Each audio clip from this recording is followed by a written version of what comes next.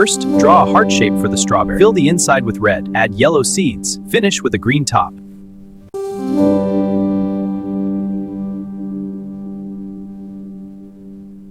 First, draw the thick outline of the apple. Next, fill the inside with a solid red color. Finally, add a green stem and a small leaf.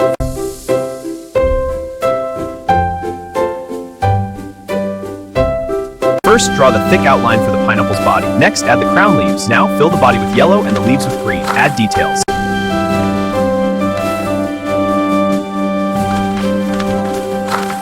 First, draw a large oval with thick green lines for the rind. Next, fill the inside with bright red. Finally, add the green rind at the bottom.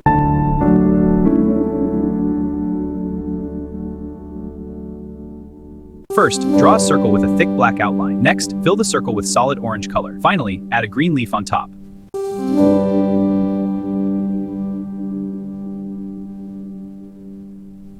First, draw the thick outline. Now, fill it with yellow color. First, draw a circle with a thick outline. Next, add a star-shaped crown and small circles. Finally, fill the shape with blue.